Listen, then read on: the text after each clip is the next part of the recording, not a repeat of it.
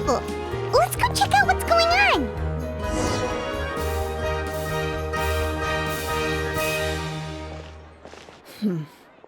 Still no dice? Not at all. And I've asked pretty much everyone in the court of Fontaine already. Lynette's ears drooped as soon as she heard that we'd have to be out and about for days on end. And Fremine, he hid himself under his helmet as soon as he realized there'd be people around that he didn't know. What about Chiori and Charlotte? I feel like both of them would be more than up to it. I've asked them already, but they're both pretty busy right now. I just gave the members of the Spina a few days off, too, so I don't want to bother them either. This is getting pretty difficult. Navia, Clorinde, what's up? Oh my. Well, if it isn't my dear partners. How are you all doing? Navia? Huh? Oh, you mean... Yep, this is our chance. Do you need our help with something? Oh, precisely. My dear partners, we've got a huge problem right now that only you can solve. Whoa, for real? Absolutely. We've already exhausted all our other options.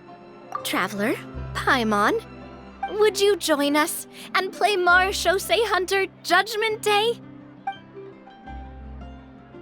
Marechaussee what now? It's a new game script by the Tabletop Troupe, a local roleplay adventure club. Ever heard of the Tabletop Troupe?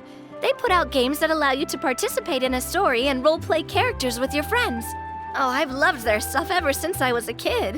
That sounds super interesting. Clorinde and I are both veteran members of the club. Recently, someone came up with a new script and was looking for people to help playtest it for them. And when they asked, of course I couldn't refuse. I mean, come on, a brand new script? Nobody has ever played it before. Generally speaking, scripts at that level of development have a lot of issues, but I think this one is pretty solid. The author obviously put a lot of work into the story, and the world building is also quite credible. Whoa. I know I was the one that handed you the script, but some of us haven't read it yet. No spoilers, please. Anyway, the script calls for a team of 4. Yes. We're missing one final player right now. So, you're saying you'll help us out? I knew I could count on you, partner. Paimon and the Traveler are kind of a package deal. Is that okay? That's not a problem. I'll adjust the pace based on the actual number of players, and ensure that everyone has a good time.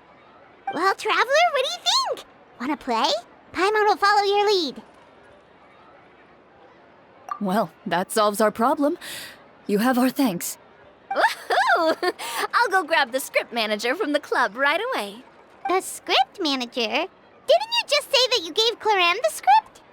The club introduced a completely new kind of gameplay for the script. In this iteration, the Game Master's version of the script is incomplete.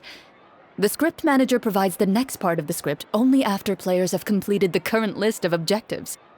On top of that, in order to increase player immersion, the club has created some of the story's sets and scenes in real life. We'll only know where we should go once the script manager reveals the starting location. Wow, you're right. Whoever wrote this script really did put in a lot of work. And it's got a real healthy amount of suspense, right? I mean, even the GM doesn't know how the story will end. I look forward to experiencing it with you all. Why don't you go meet up with the others first? They should all be waiting at Chioria Boutique.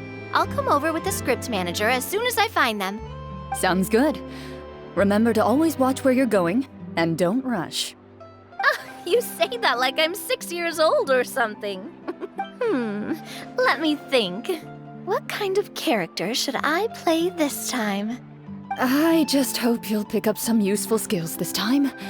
Oh, and stop trying to persuade every animal you come across.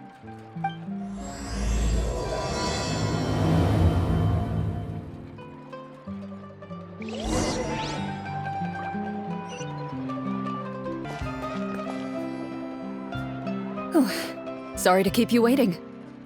You're back! Huh? And you've got the Traveler and Paimon with you too! What a pleasant surprise. I assume you'll be joining us for the game then? Linny, Farina! Paimon didn't know you were playing too! Are you also members of the tabletop troupe? I'm more of a casual member, if anything. I haven't taken part in many formal club activities. Lynette, Fremine, and I play something similar at the Hotel Bouffe Tété sometimes, but I'm usually the GM. Still, I'm sure it'll be fun being a player for the first time. I'm looking forward to it. Well, I'm not a member of the club at all. Clorinde simply woke me up first thing this morning, said there was a good script worth experiencing, and asked if I wanted in. If you're interested, I can give you a referral. That should give you a 40% discount on membership fees. I think I'll wait to see how this experience plays out first, especially when it comes to the quality of the script. If it's sufficiently fun, then I'll join. Do you participate in a lot of tabletop troupe activities, Clorinde? You could say that. She's actually one of the few senior game masters of the troupe. Right. I knew about that even when she was still my subordinate. It's nothing. Really, just a small hobby of mine. Wow. Paimon's so used to seeing you be all upstanding and intimidating as the champion duelist. It's kinda hard to imagine you role-playing with a bunch of friends. Surely you jest. I would never intentionally make things difficult for my players. I maintain a clear boundary between my professional and personal lives. The me you see at court represents the law and order of Fontaine. I put all personal feelings to the side and grant a fair duel to all who seek to defend their honor. But in my personal life, I'm just an ordinary person.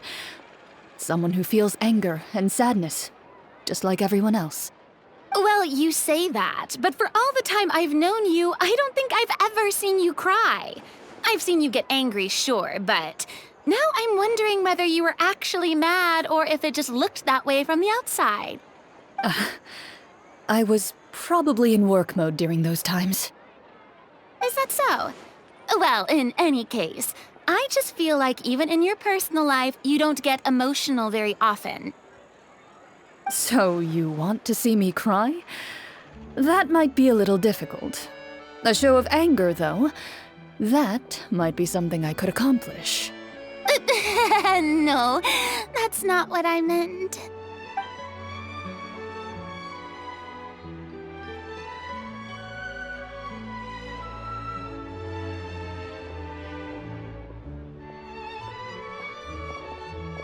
I'm back!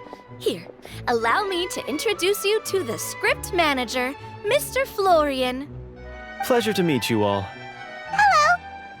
Wait, are you a champion duelist too, Mr. Florian? Oh, no.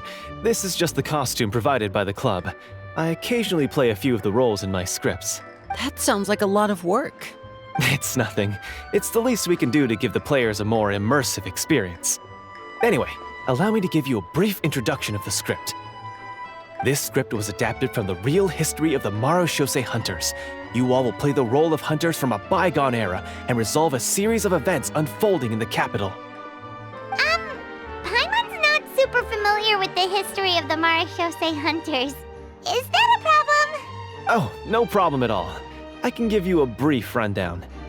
So, basically, Marechaussee Hunters were people who dedicated themselves to hunting monsters and protecting the city by using a special swordsmanship technique passed down over generations. Their story can be traced back to the ancient Rapperia dynasty, as well as the first hunter, Cassiodor. But I'll leave the finer details for you to seek out and discover later. And I'll provide additional commentary as the story progresses. In that case, brave hunters, are you ready to set out on an unknown adventure? Whoa, just one sentence and it's like we're in the story already! Aha, I see many a determined gaze before me. Very well, head over to this location and begin your heroic journey. So, as we follow the story, it leads us to specific scenes? Ooh, sounds pretty innovative. What does the message in the envelope say? It's the exact location of the scene, as well as the formal permission to use the venue. Please check all your belongings, everyone, and make sure you haven't forgotten anything. Once you're ready, Please follow me to the designated location. Sounds good. Hunter Squad, move out!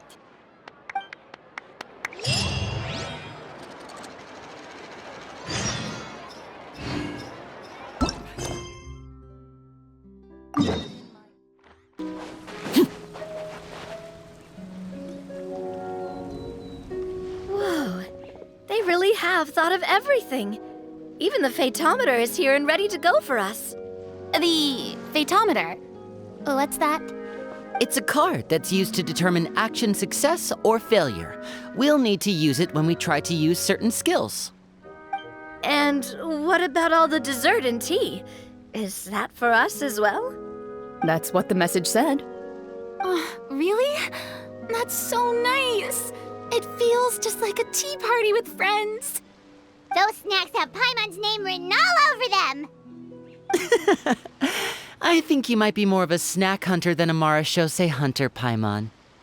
Snack Hunter Paimon reported for duty! If there are delicious snacks to be found, Paimon will track down every last one! The desserts are great. But I'm still looking forward to the story more than anything. Very fair. Then, let us begin. First, please pick up the blank character cards in front of you and write down your name and profession. You can find an abbreviated version of the rules printed on the back of your character card. If you have any questions, feel free to ask me. In this story, everyone is a Marachose hunter. To reflect this, the club has prepared a small badge for everyone. Ooh, nice! As hunters, you have proficiency in swordsmanship and fighting by default, so there's no need to allocate any additional skill points to those areas. Swordsmanship? So there's a fighting part to all of this? Paimon's not sure she can do all that on her own.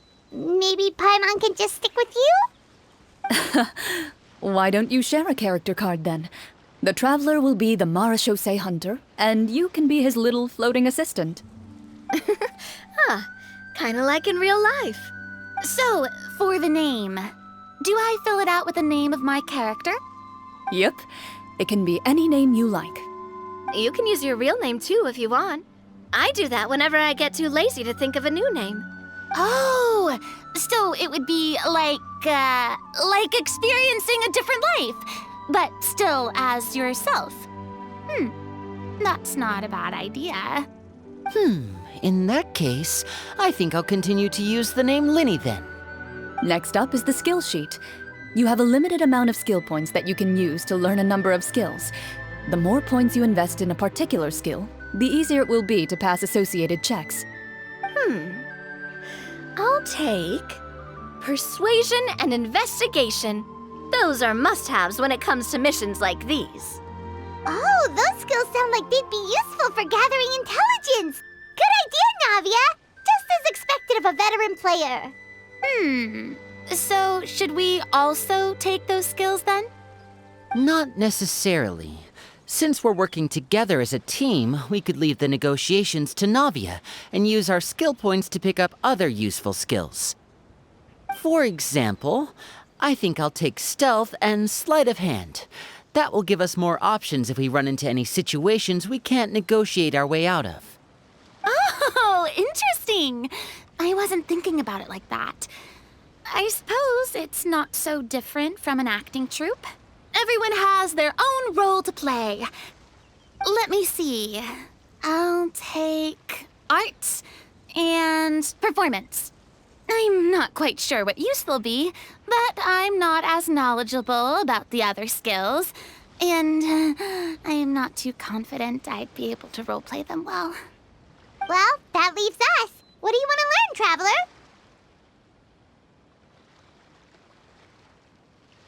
Ha!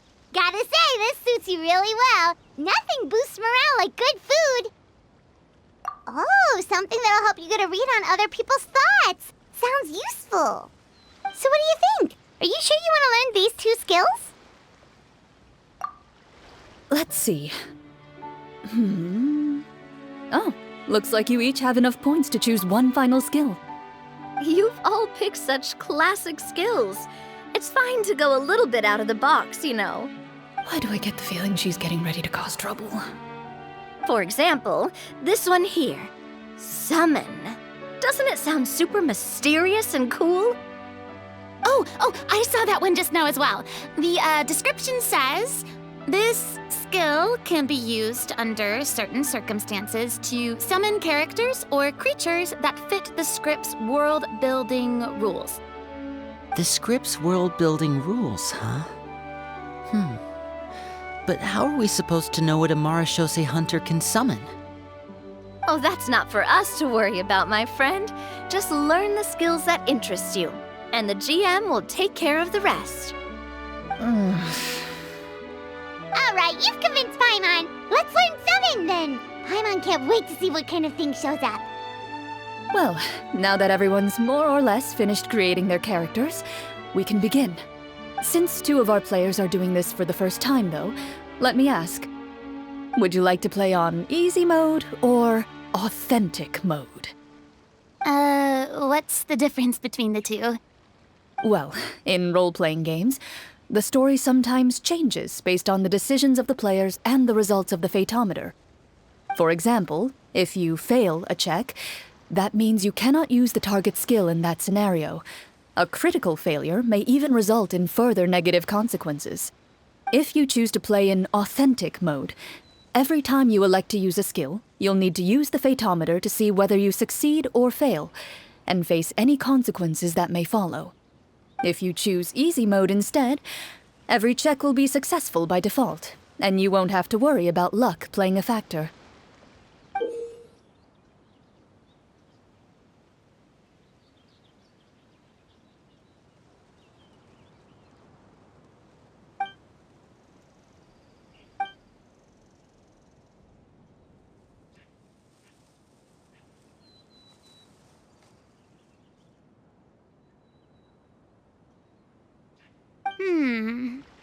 Given that I'd like to focus on the story, I suppose I should pick easy mode. I'd feel bad if I brought the team down by failing my checks. Huh? Oh, come on. Don't worry about that. RNG is the lifeblood of role-playing games. I'm going with authentic mode for sure. Never knowing what you might have to overcome. Ugh, doesn't that sound exciting? I'd rather be mentally prepared for what might happen. All right, then I'll mark down Farina for easy mode.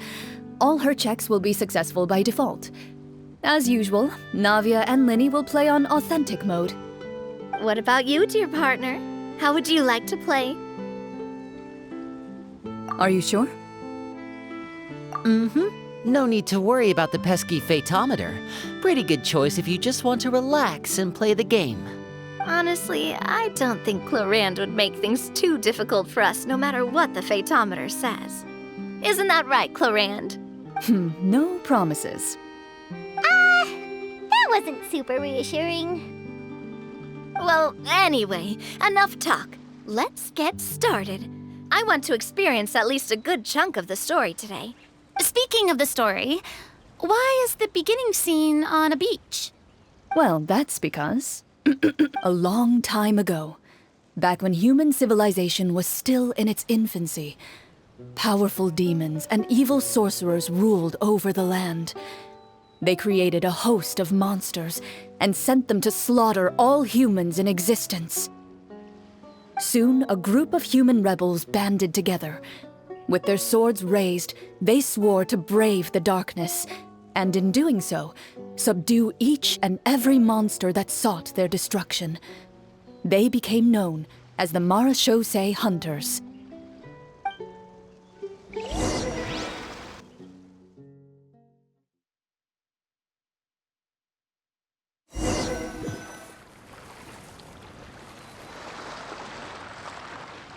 Sometime later, as a member of the Marashose Hunters, you receive a commission. Following the address provided on the message, you take a boat and arrive at this strange city. As you inhale, you can taste the slightly salty air of the docks as you begin to survey your surroundings. There aren't many people in the vicinity, but you do take note of a few others who, like you, seem to be sizing up this place. Your eyes meet, and you realize these people are fellow Marechaussee hunters, likely led to this location after receiving the same commission as you. You're all Marechaussee hunters too, right? Allow me to introduce myself. The name's Navia, monster hunter by trade and helpful neighborhood businesswoman on the side. What say you to traveling together? We can help each other out on the road. Okay, count me in. My name is Linny. I've been wandering since I was little and picked up a few less than legal tricks along the way. I was adopted by a Marechaussee hunter and later chose to follow in his footsteps. Is this where you introduce your character to everyone? It sounds like they've done this dozens of times. My name is Farina, and, I grew up in a noble family. I always had a strong interest in performance and the arts. Even though I'm a Marechaussee hunter, what I really want is to be a performing artiste. Hey, that's really cool. You can do it, Farina. That's exactly how it's done. Paimon is Paimon, a good friend and companion to this Marechaussee hunter right here. I've been studying the culinary arts since I was a child. I hope my delicious food can help boost people's spirits. That's wonderful. I'll be looking forward to your cooking during our adventures together. Well, if we're all here for the same commission, why don't we take some time to confirm what we need to do? You open your envelopes at the same time. The message reads, "To the honorable and trustworthy Marechaussee hunters, our kingdom is currently facing a grave crisis. The lands outside the capital have been overtaken by monsters, and our people are being led astray by forces of wickedness. We beseech you, please help us resolve this crisis and return peace and stability to our home." Huh. The layout of this city looks super familiar. It kinda reminds Paimon of Mondstadt! The scriptwriter must have used a real-world city as a reference when coming up with the map.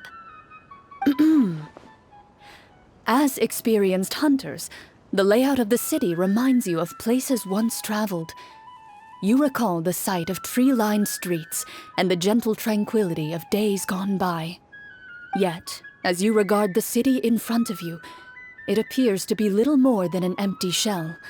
Its hollow gates are open to you, beckoning you to come forth and bring salvation back to the town. I carefully read every line of the letter and turn my attention to the signatures at the bottom. Who issued this commission to us? You see a long string of unfamiliar names. It would seem that many of the residents of the city issued this commission together. They sensed that things were not right within the kingdom and sent a distress signal to the outside world. In that case, why don't we take a walk around the city and see if we can learn anything from the local residents? Oh, good idea. We might be able to get some leads on the monsters and bad guys we're after. You look up and see a tavern nearby. It appears to be open for the day. Why don't we go check out that tavern? If the novels I've read are anything to go by, taverns are usually full of information.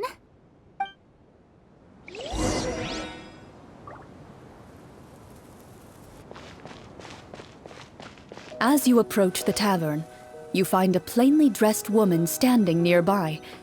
She appears to be rather troubled about something.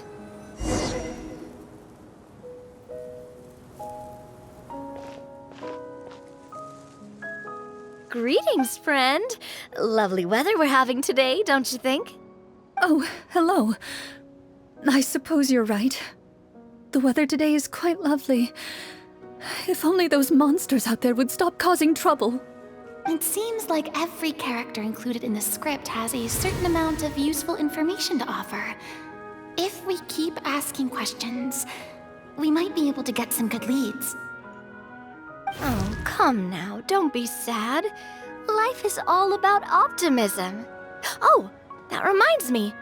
What did you have for breakfast this morning? Huh? I don't think that's the kind of question we're supposed to ask. Nothing turns a frown upside down like good food. How about some macarons? I could make you some. You didn't even take cooking as one of your skill proficiencies. That's not necessary, miss. Excuse me for saying this, but you don't really look like a chef. Besides, I'm not really a fan of sweets. So you're someone who barely smiles and doesn't like sweets.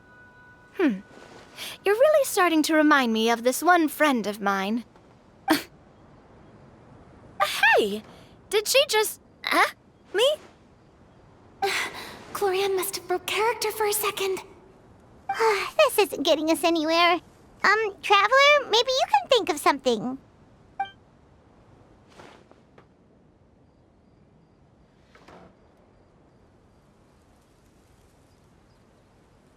Are you sure? In that case, please refer to the fatometer.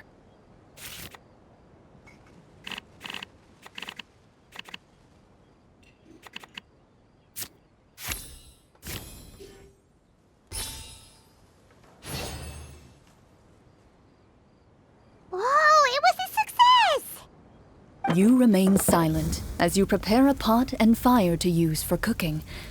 The woman stares at you with her mouth agape as you skillfully cut the ingredients and toss them into the pot.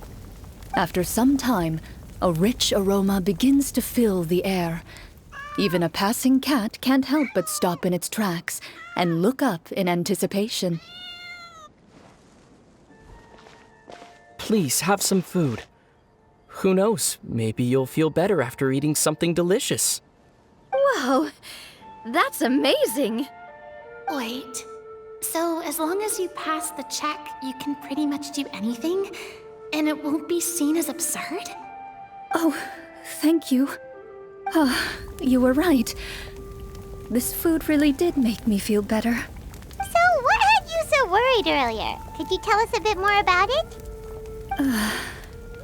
Okay, let me fill you in. A horde of monsters suddenly appeared near the capital recently, so all the guards were dispatched to fight them. Do you remember when those monsters appeared? I'm not completely sure. All I know is that my husband was dispatched to fight them 3 days ago. Do you know where he was sent? It all happened so fast. When we said our goodbyes, he couldn't even tell me where they were sending him. You have our thanks, friend. We'll find and defeat those monsters as soon as possible. We sincerely hope your husband will be able to return to your side soon. Oh, thank you. Don't worry. We'll find him. Just try to remain optimistic and wait for good news. We don't always get to choose what happens to us. But we do get to choose the little things, like what we eat and how we respond to the things life throws our way. I hope that one day, you too will recognize the power of something as small and inconsequential as a delicious dessert. I'll do my best. You bid farewell to the woman and continue your journey further into the city.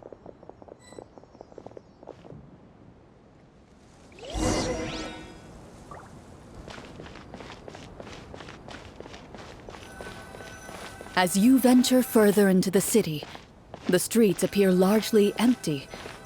An elderly woman walks past. You see her shake her head as she puts away her wrinkled wallet.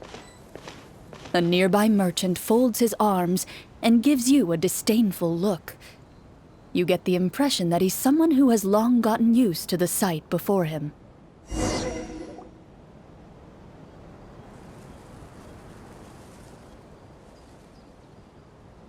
Although he doesn't seem very friendly, merchants are usually a good source of information, right? Pardon me, sir. I'd like to ask a question if I may. That depends. How much are you willing to pay? How about this much? What do you take me for? Some lowly beggar? You can't even buy half an onion with that amount. Surely an onion can't be that expensive, right? What do you know? War's nearly upon us.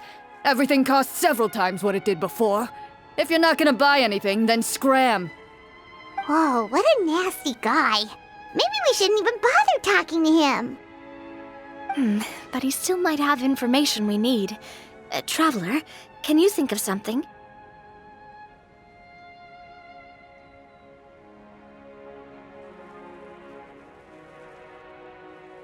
Sir, we came to this city to solve the very problem you seem to be referring to. The war you mentioned, would it happen to be against the monsters outside the city? If you happen to be well informed and know a thing or two about what's going on, we'd appreciate it if you could share that information with us. After all, the sooner this problem gets resolved, the easier it will be for you to do your business.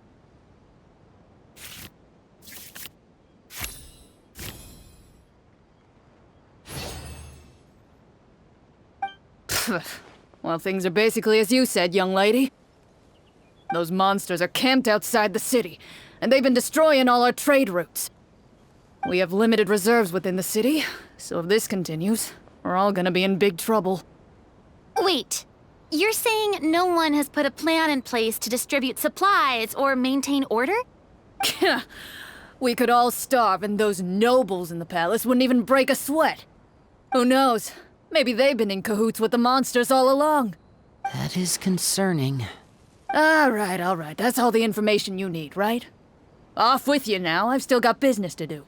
You know, if you smiled a little more, you'd definitely get more business. And I bet that would make your life just a little bit sweeter. I'm not saying it's guaranteed to work. It's just a tip.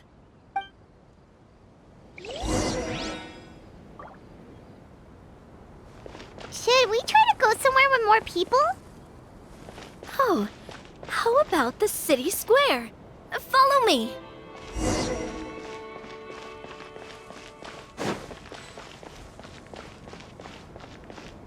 Before you lies the city's central square.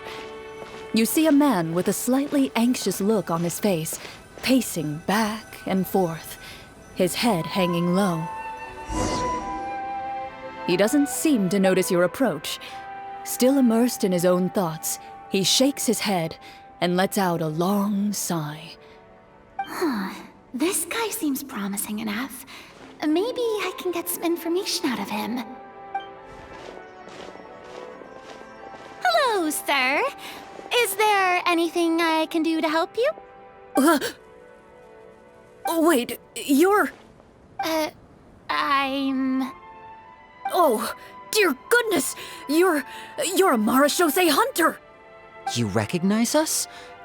Ah, are you one of the people who wrote the commission letter?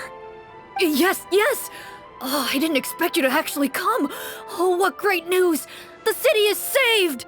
What happened here? Alas, we once lived comfortable, carefree lives. This city used to be free of monsters. The first Marashose hunter, Casiodor, the Golden Hunter, he was the one who drove them back. However, monsters have once again surrounded the city. Perhaps the seal that kept them at bay has lost its power. Or perhaps an evil sorcerer has been meddling in our affairs. All I know for sure is that their return has stripped this city of any chance at peace. Are there not enough soldiers to drive them out? It's not a question of numbers. The guards simply have no idea how to deal with them. Most people my age have never even seen one of the monsters, much less been trained to fight against them. What's worse, many of us don't even know the history of the Marashose hunters anymore. When I was a child, though, my grandfather would tell me stories about how the Marashose hunters drove back the monsters. So, on the off chance that something might come of it, I decided to reach out to you. To be perfectly honest, I was starting to think all those stories were just tall tales. But now that I've seen you in person, I finally know that it was true! Well, you can rest easy, friend. The righteous and formidable Marashose hunters are on the case. The man is touched by your determination and resolve. His eyes begin to well with tears of relief. Still, if we are going to hunt the monsters, we need to know where to find them. Can you give us any leads? All I know is that the area outside the city is dangerous. I'm afraid I can't point you toward a specific location. Oh, although, if you leave the capital through the main gate and follow the road, you should run into a group of guards. They might know more about where to find the monsters. I see. We'll go look for them then. All right, be careful. Oh, and one last thing. The monsters outside the city are just part of the problem. There are evil sorcerers inside the city as well, so be on your guard. They're actively working with the monsters, and have corrupted the court ministers with malicious magic. They're the reason why, even inside the city, everything has been a giant mess. Even one of our kindest ministers has turned into a boorish and unreasonable figure, interested in nothing but enacting laws that exploit the people. Who knows how much longer we'll be able to go on like this. Talk about being stuck between a rock and a hard place. I feel bad for him. Maybe we should try to cheer him up? Huh? Like, now? Is this really the right time? I appreciate your kindness, but for now, it's more important to focus on the crisis at hand. Brave hunters, I leave the future of this kingdom to you.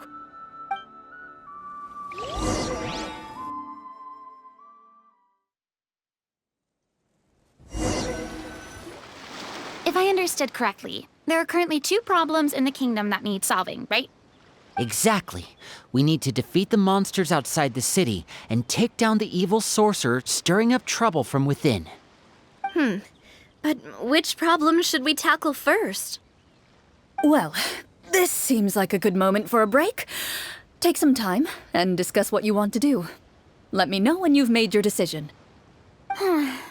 I really didn't expect the people in the city to keep us at arm's length like that.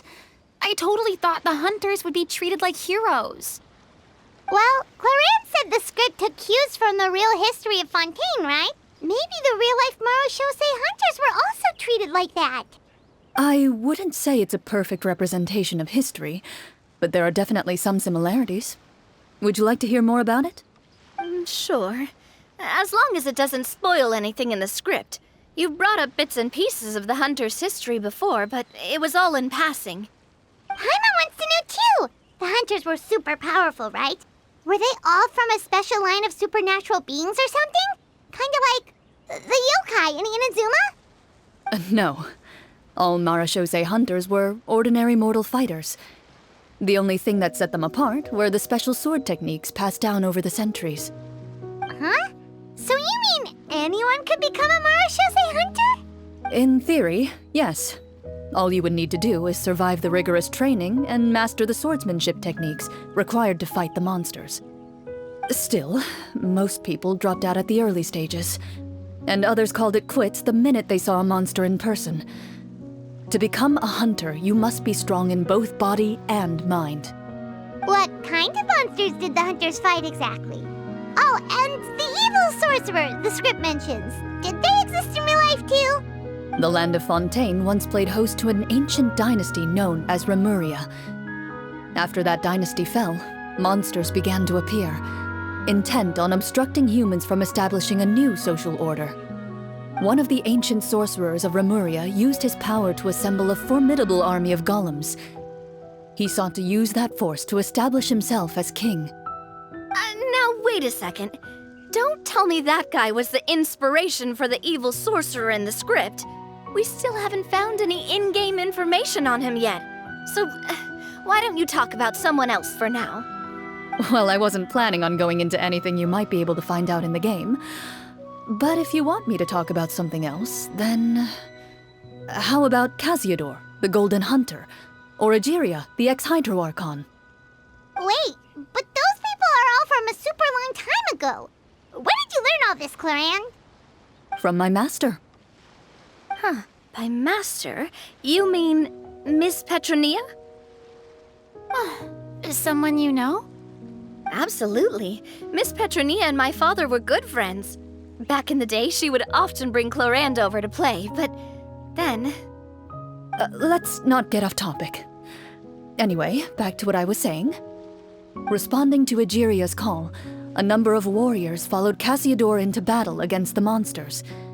This group of warriors, under Cassiodor's leadership, became known as the Marechaussee Hunters. Yet, as Fontaine entered an era of peace, their work gradually became obsolete. The Marechaussee Phantom, originally an association made up of hunters, eventually came to be predominantly comprised of Melusines. Ah, I see. That explains why most of the people in the script have forgotten the hunters or think of them as nothing more than a legend. Is that really a bad thing, though? It can get tough always being the one shouldering everyone's expectations. Depends on who you ask, I suppose. If the name of the organization no longer commands respect, investigative work is bound to suffer. Speaking of investigations, which problem should we tackle first? Monsters or evil sorcerer? I vote monsters. That's the main duty of the hunters, right? We can come back to the sorcerer later. Well said, Miss Farina. Plus, if the sorcerers really are the masterminds behind this whole thing, defeating the monsters could give us some clues on their intentions as well. What about you, partner? What do you think? It's decided then. All right. After some discussion, you decide to turn around and head out of the city.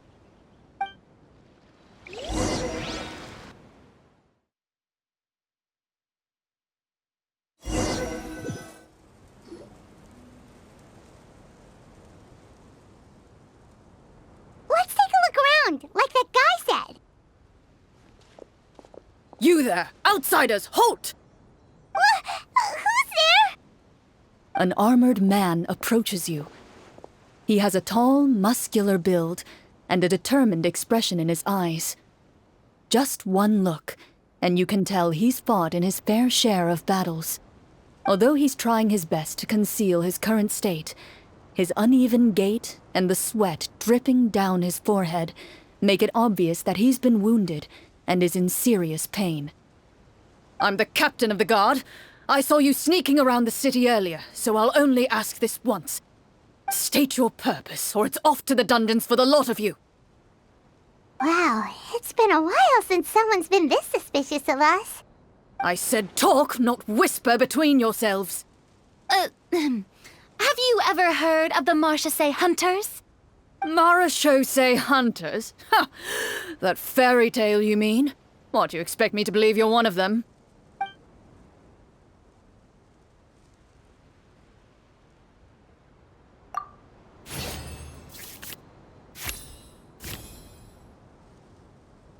While everyone is talking, you begin to carefully observe the captain's mannerisms.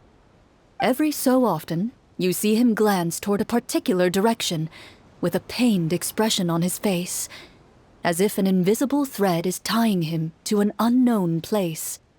As you follow his gaze, you vaguely recall that the location he seems fixated on is known for its difficult terrain. Any battle that breaks out in a place like that is likely to be prolonged and devastating. Is that where the monsters are? Outside the forest in the area with the difficult terrain? The captain is taken aback by your sudden question. Still, his shock only lends credence to your theory. You're looking to fight the monsters? Well, we're Marechaussee Hunters after all. You could say that's basically our job. He shakes his head and continues to regard you with skepticism. In the end, he decides to inform you of the locations where the monsters have appeared. Those monsters aren't easy to deal with, but if you insist on going, I won't stop you either. I just hope all the guards will be able to come back to their families alive. I wish you the best of luck.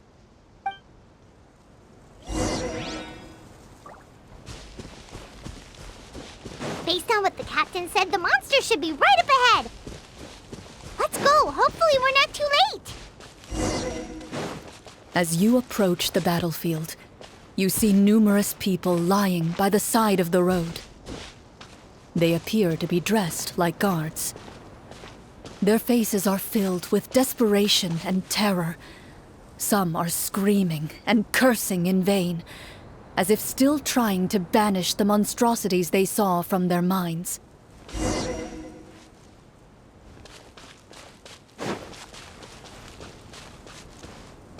A few of the wounded look up at you in shock and disbelief. "Quick, leave this place. Turn around and don't look back," they yell.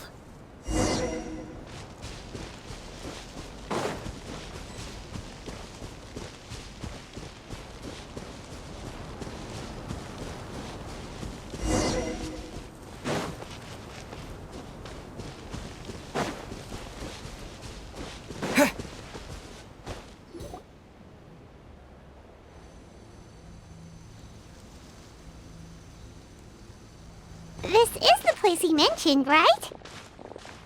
You see broken iron swords scattered all around you, and downed trees riddled with terrifying claw marks.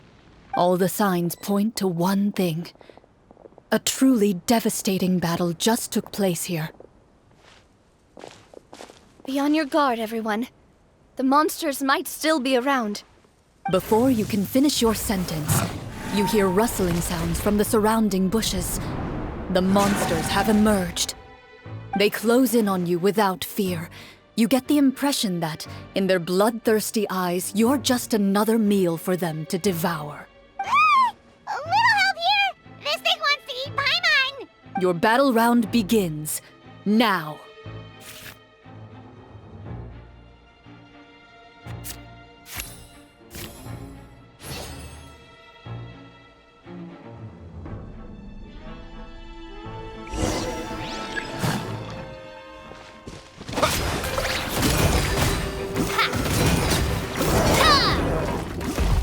The monsters let out a terrifying roar of anger and resentment before dissipating into thin air. Ugh, thank goodness it's over. We're lucky the Marashose Hunter class came with all those preset skill points. Otherwise, we would have been in some real trouble. I never knew the Phantometer even determines the amount of damage you inflict. If you get unlucky, isn't it just game over right then and there? That's part of the fun.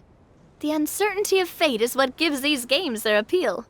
Just as you begin to celebrate your victory, a suspicious lump on the ground catches your attention. A suspicious lump? Wait, could it be the thing that appears after every battle? I walk up to it, crouch down, and begin to carefully examine it. I've still got my right glove on, so it should be fine for me to touch it, right?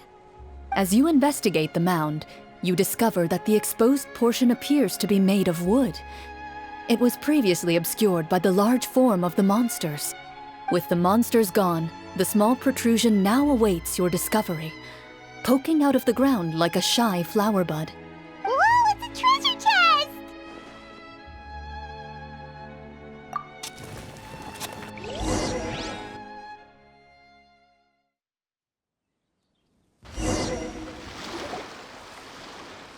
With everyone's help, you successfully excavate the wooden chest from the ground. Even without opening it, you can tell from the mora and jewels scattered around the chest that it must contain quite the fortune. Makes sense. We worked hard for this. Let's open it and we can share what's inside. I can understand your excitement, Paimon, but think about it. Doesn't it seem like there are people out there who need this treasure more than us? Yeah. Think about all the people suffering in the capital, or all those guards who got hurt fighting the monsters. Wouldn't it be better if we gave the treasure to them? Wait, is that how it works? Paimon thought since we were the ones to dig it up, we could just take it for ourselves. Well, let's put it this way. Any decision you make during a role-playing game can impact the future course of the story. But would the people really believe us? It's hard enough for us to prove we're Marashose hunters. What if they think we procured the treasure illegally? They might get even more suspicious of us. That's definitely something we should consider. Maybe we can come up with an explanation in advance. Well, if donating it could cause that much trouble, why don't we use it to buy some gear and fill up on good food? Then we'll be ready to fight even more bad guys. Looks like you're facing a difficult choice once again. Well, it's getting late. Why don't we call it a day for now? Wow, where did the time go? I'm not sure if it's because I'm having so much fun with you all or because the story is particularly enticing, but I feel like I could almost keep going. Here, here. Ooh, how about we play through the night? I'm not sure I'll have enough energy for that. Yeah, that won't work for me either. Lynette will give me an earful if I get home too late. I understand how you feel, Navia, but we have to change venues for the next part of the story anyway. Huh? Another location?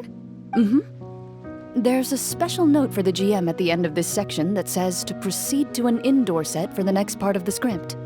Whoa, they really pulled out all the stops for this new script. Well, even if we end the game for the day, we can still stay a little longer and hear Clorinde finish her story, right? Paimon wants to hear more about the history of the hunters. Something tells me you just want to finish the free desserts before we break for the day. That's just a coincidence, okay? Besides, to Paimon, not finishing free food feels even worse than having to buy her own. And anyway, Paimon really does want to hear more about Clorinde's master. Well,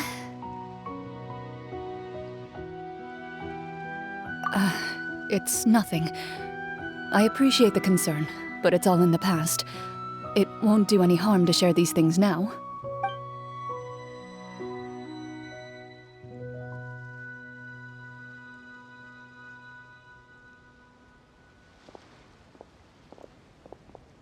My earliest memories are of living with Master. According to her, she saved me from certain people of ill repute. My birth parents had left me behind some time before that. What a heavy beginning for a life story. Master was a fascinating individual. If inexperienced in the ways of raising children, my first ever toy was a short sword. Although I suppose it wasn't so much a toy as something Master removed from her waist and handed to a noisy child in need of distraction. Oh wait, so she handed an actual sword to a child? Isn't that dangerous? Did you hurt yourself? Of course I did. I cut my palm and bled quite a lot. But Master was not concerned. She just stood there and casually lectured me about it. See, that's what you get for not holding the sword properly, she told me. She then crouched down next to me and said, "Give me your hand. I'll teach you to bandage this wound. After that, it's time to learn how to truly hold a blade." Excuse me for asking this, Clorinde, but how old were you exactly when all this happened? Probably around, 3, give or take. 3? Isn't that when most kids are still struggling to hold a fork? As I said, Master was rather inexperienced in the ways of raising children. She believed trial and error was the best way to teach a child what they're capable of. I'm not so sure this is a question of experience. I didn't see anything wrong with her ways at the time. And anyway, children don't get to choose how they're raised. Oh, she did bring me back a pet from Liyue once. It was a Geovishap hatchling. A Geovishap hatchling? For a pet? That seems even more dangerous. What she said was this: make sure to get along, you two. If you really can't agree on something, just settle it with a fight. Whoever loses is the real pet. And how old were you when this happened? 5. Well, did you win? No, I lost. So you're saying you actually became the Geovishap's pet? Yes, but only for a week. By the end of that week, I defeated it in combat, and we've shared a cordial relationship ever since. That really doesn't sound like the kind of childhood someone should have. Later on, I gradually understood that Master most likely didn't know any other way to raise a child. She was a Marachose hunter, but I never heard her bring up her own parents. Thanks to her, I learned how to navigate the forest by the age of 6, and could hunt monsters in the wild by myself the year after that. Even though the training she subjected me to was strict, She always made sure to take me traveling when she had the time. We met many of her friends during those days. That was also how I met Mr. Callis and his family. I still remember the first time we met. You were too scared to join our picnic and hid behind Ms. Petronia the whole time.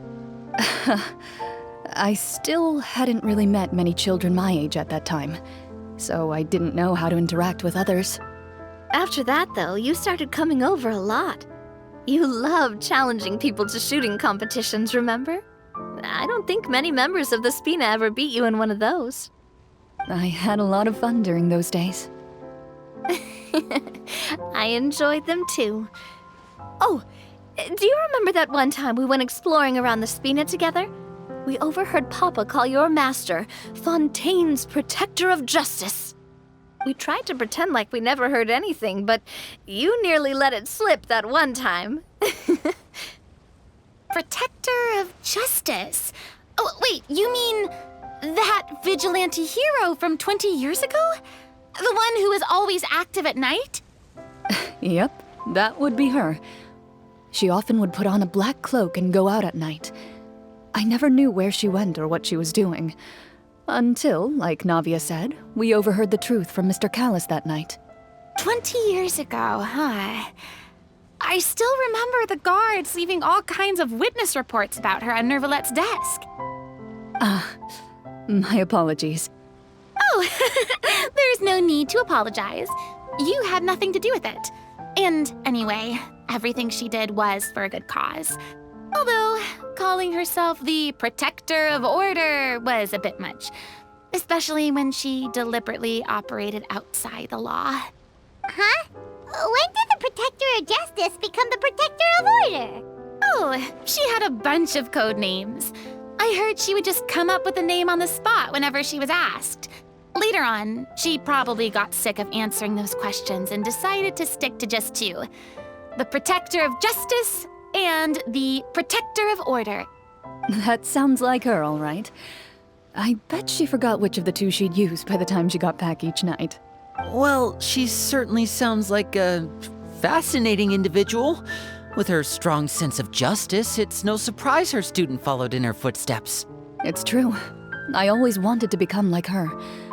Someone powerful, independent, and with a strong sense of conviction. But she suddenly disappeared the night I turned 10 years old. Disappeared? What happened? I have no idea. She didn't even leave a note. I was never able to find out where she went. That night, I was celebrating my birthday at Navia's house. But Master never came to pick me up. When I returned home on my own, it was to an empty house. When she still didn't appear after a few days, I went to Mr. Callis's house to ask about her whereabouts. But he only shook his head. Papa probably didn't know either. I know he sent a few people to investigate the matter in secret, but they never found any credible leads. Don't worry, I understand. To be perfectly honest, given Master's personality and way of doing things, it all made a lot of sense. If I had to guess, I'd say she probably used it as an opportunity to force me to become independent. Just like how, when a litter of kittens reaches a certain age, the mother willingly leaves them behind. Were you upset, Clorinde? I was at first, but not anymore. I don't believe Master would suddenly disappear for no reason. There must have been something she just had to do. Well, despite everything, you still managed to follow in her footsteps and become the greatest champion duelist in all of Fontaine. You're practically a living symbol of law and justice. I suspect my position would be far too by the books for her. Master always did whatever she pleased. But you're right. I suppose I do take after her in some ways. Who knew Clorinde had such an interesting past? I never had the chance to ask her about it before. And I wonder, if Clorinde's master were the champion duelist back then, would that duel against Mr. Callis have gone differently? Oh no. Judging by the atmosphere, Clorinde and Navia are probably thinking something similar. The mood just got super awkward all of a sudden. Well, anyway. Would you look at the time? It's getting dark, so we should probably call it a day for real this time. If we keep talking like this, we really will be here all night. I had a great time today, Miss Clorinde. Thank you for being our GM. Anytime. The script was good, but I've got to say, your childhood stories were even better. Hey, you should tell us more about that fight against the Geo-Bishop sometime. Maybe your master was onto something. You could be right. What does she mean, onto something? I certainly don't know any 5-year-olds who want to fight a bishop in their spare time. Guess I'll head back as well. I need to save my energy if I want to continue enjoying the story tomorrow. You're that excited to hear about my fight with the bishop? I was talking about the script.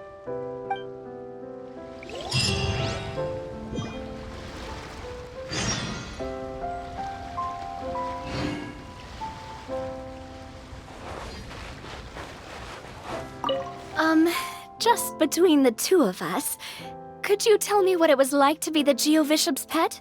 It was nothing special, really. Geo-Bishops don't understand the concept of a pet. So basically, it just headbutted me whenever I entered its territory. And that hurt? Yeah, it hurt. What, something you want to experience for yourself? Oh, I'm good. Thanks.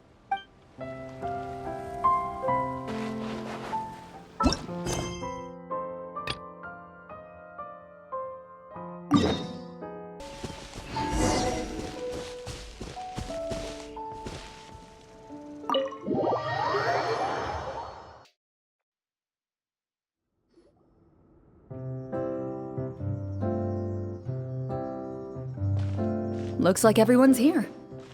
Now, before we begin, why don't we finish where we left off yesterday? There was an important decision to be made, yes? I'll pour everyone a cup of tea. Is that really the most important part, though, Clorinde? Paimon's more concerned about our current surroundings. Heavy walls, cold railings, dim lights. This is obviously supposed to be a prison. I admire the work put into the set.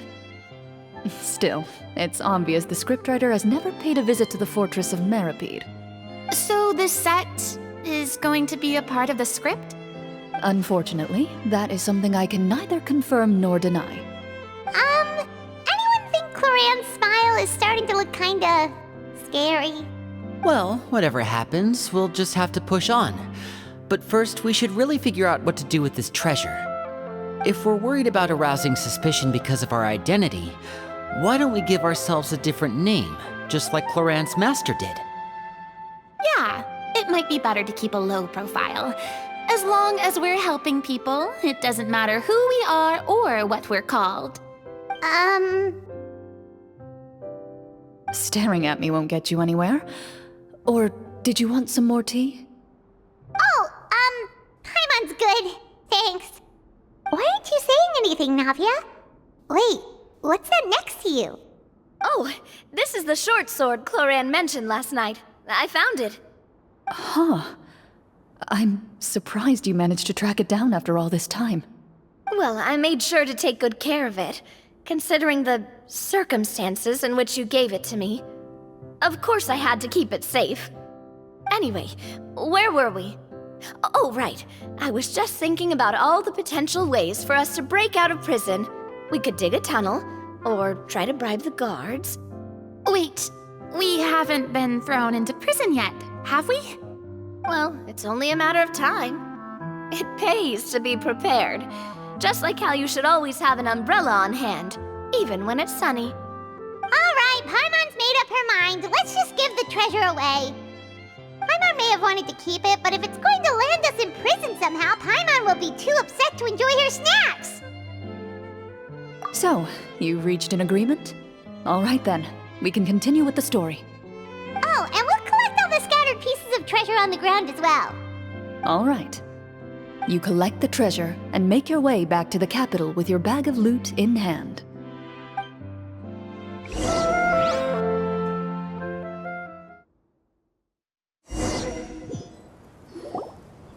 The city is still shrouded in a gloomy, oppressive atmosphere, but your spirits are surprisingly high. In places where sunlight struggles to reach, you generously share your wealth with the children, the elderly, and the poor in urgent need of help. Thank you, kind soul. The elderly woman's look of gratitude follows you as you walk away, her eyes never leaving your back until you move entirely out of sight. However, there's still quite a bit of Mora remaining. It appears you haven't made much progress. She's probably trying to tell us to speed this up. We need to hurry up so we can address the sorcerer problem. Should we go find that man again at the square? He seemed like a pretty responsible guy. I'm sure he knows the people here far better than us. Oh, good idea! Just as you start to make way to the square, intent on finding the man again, there's a voice.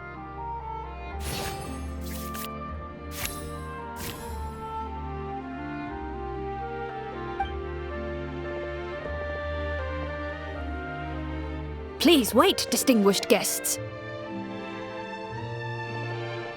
Several strange guards suddenly call out to you. They run forward to meet you and proceed to politely pay their respects. Greetings, gentlemen. Are we being invited for afternoon tea? Surely you jest, my lady. That would not be our place. It is His Excellency the King who requests to meet with you.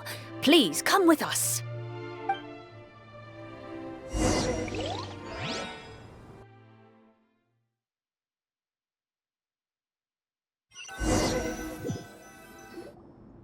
Do you think this could be a trap? Well, we have to investigate the court at some point, right? Meeting the king himself would be a fantastic opportunity to do that. I say we go for it. If something happens, we'll just turn the whole place upside down. That sounds a little intense. After a quick discussion, you nod to the guards and agree to follow. They lead you all the way to the audience hall of the palace. Gilded tables line both sides of the hall. The space itself is adorned with all manner of expensive antiques, glass shelves, and silver candlesticks. The items appear quite ordinary in size and dimension, yet their presence somehow makes the emptiness of the hall feel even more surreal and ominous. Wow, it's so luxurious! The elderly king, clad in a magnificent robe, sits upon the deep crimson throne before you. He wears above his head a majestic crown, with a gemstone the size of a bird's egg set right at the very front. As you observe it, you see a complex pattern of light reflect off its surface. They're here, Your Majesty. A man dressed in dark clothes, likely a minister, shields his mouth with his hands and bends down to whisper a few words to the king. After a moment, he lowers his hands and stands back up. His gaze shifts to fixate on your group, but he does not move from his place at the king's side. The king does not appear entirely aware of his surroundings. The man by his side, though, we should keep a close eye on him. The king remains still and says nothing. The minister is the one who speaks. Esteemed guests, allow me to thank you for coming to our faraway kingdom. Unfortunately, His Majesty the King finds himself quite exhausted from work. So please allow me, his Prime Minister, to welcome you in his stead.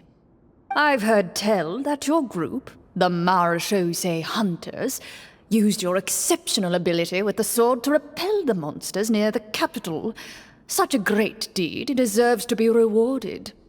However, seeing that I was not fortunate enough to observe such a feat with my own eyes, you'll forgive me for seeking to verify the truth by speaking to you myself.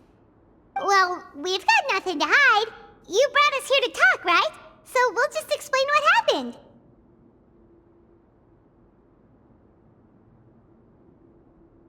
The golem's blades were so powerful, they could cut down trees in a single swipe! It took a lot of effort to defeat them, even for trained swordsmen like us. Well, that was enough details, right? Believe us now? Your account does indeed match those of the survivors. Since you were the ones who defeated the monsters, that must mean you are also in possession of the treasure they stole? Well, we did take the treasure, but... How did he know about the treasure? Ah, then I must ask that you return it at once. It belongs to the kingdom. Wait, but didn't you just say that our great deed deserved a reward? Shouldn't the treasure be considered a part of that? Yes, that was indeed what I said. But you seem to have forgotten a very important distinction. Only that which is freely given by the king can be considered a reward. Taking the rightful wealth of a kingdom without said permission, on the other hand, is a crime. But that's completely unreasonable. Yeah, that makes no sense! If it weren't for us, the treasure would still be buried underground somewhere! Maybe so, yet the fact remains. You tried to dispose of the treasure without reporting it to the court and without receiving permission, yes? What, no answer? Surely you're not insinuating that you, a group of legendary marechaussee hunters, sought to take the treasure for yourselves? Well, what about the king? Is he just gonna let this guy talk for him the whole time? Clad in his magnificent robe, the king remains seated, with his hands resting on either side of the throne. His posture is rigid and unmoving. He stares forward with an empty look in his eyes, completely unmoved by the events before him. From the look of things, could the Prime Minister be the evil sorcerer? Or could both the king and the Prime Minister have fallen under the evil sorcerer's control? I would like to observe the number of guards stationed in the hall. The guards in the palace appear fully armed, their expressions solemn. Sensing the tense atmosphere in the room, they stand at the ready, each with a hand placed upon the hilt of their sword, as if prepared to draw their weapons and surround you at a moment's notice. Well, there goes my plan to turn the whole place upside down, I guess. It appears we've been visited by nothing more than a group of ill-intentioned imposters. What a pity. Guards, take them away and throw them in the dungeons. Before I decide your fate, however, I must first determine whether you have any accomplices outside the court. Can't we try to slip away? Or maybe start some kind of riot? But if we try to fight the guards right now... Don't worry. At least we figured out who's behind all this. Let's just play it by ear. If you're scared, Paimon, just hold my hand. Aw, thanks, you guys. You allow yourself to be led away by guards surrounding you on both sides. It's only when you begin to feel drops of water falling from the dungeon ceiling and smell the stench of death and decay all around you that you finally realize you've stepped into a completely different world. Stay here, and don't try anything funny. The guards lock the cell door and leave without looking back. Wait, sir! Your voice echoes through the dark hall, but the only response you receive is the sound of water dripping from the ceiling. No! What should we do now? Carve out a new path of fate with our own two hands, of course. I draw my weapon. You reach toward your waist, but find nothing there. You now recall that your weapons were confiscated before the guards locked you in the cell. The bag of treasure along with them. What about that knife I hid in my boot? When did you hide it in there? When I was thinking about digging a tunnel. Rejected. You failed to inform the GM of this course of action. Moreover, the guards would have conducted a thorough search before throwing you in prison. And the keys to the cell aren't anywhere to be seen? Correct. You don't even feel a lock hole on the cell door. Oh, well, there goes all our plans. Indeed. Huh? Why are you the one saying indeed? Because that statement holds true for me as well. This is where the script ends. What? But that's a terrible ending! Generally speaking, this should be the point where the scriptwriter gives the players some kind of hint, or gives the GM some kind of code for how to move forward. I mean, maybe they just really wanted us to be immersed in the feeling of being in prison? Like, they'll only show us the way out once we've grown truly and utterly desperate? That is a possibility. If only there were desserts and tea in real prison. Oh, wait, guess that's kind of how the Fortress of Meripede works if you're lucky. Oh, before I forget, Navia, the short sword you had with you earlier. I took a closer look, and the craftsmanship doesn't appear to resemble anything from this era. If I remember correctly, that style was last in vogue several hundred years ago. Wait, Clorinde said that sword used to belong to her master, right? Does that mean her master has been alive that long? I doubt it. The way she went about things often made her seem childish more than anything. I'd say the sword was most likely an heirloom passed down over time. Hang on. A precious heirloom passed down to you by your master. And you gave it to me just like that? You weren't worried I might lose it? Master left many things to me when she disappeared. There was the sword, an old key, and a good amount of junk she probably just didn't want to take with her. I gave you the sword back then, because I didn't want our friendship to end. Wait, when did this happen exactly? After the duel. Between Mr. Callis and myself. Before that, Clorinde would have meals with us and even stay over at the Spina some days. She was on great terms with Papa as well. After the duel, though, there was a period of time where we simply didn't know how to face each other. She entrusted this sword to me, and never came back. We were both sad, and conflicted, and totally overthinking everything as a result. Whenever I looked at this sword, I couldn't help but wonder if Miss Petronia had never introduced us to each other at that picnic. Maybe part of the sadness I was feeling could have been avoided. Back then, it felt like I hadn't just lost a father, but a close friend as well. No one can change the past. The most important thing is that you two found your way back to each other and can enjoy things like this together. Yep, you're right. I'm sorry, you two. I didn't mean to bring up any sad memories. Think nothing of it. No one here is at fault.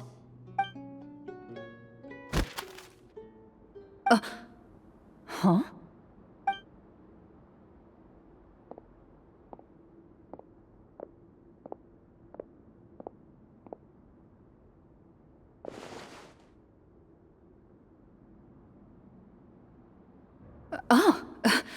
Looks like the next part of our script is here. Perfect timing. The situation was really starting to get desperate. And not just because of the prison thing. From Clorinde's face, I really can't tell if it's good news or bad news.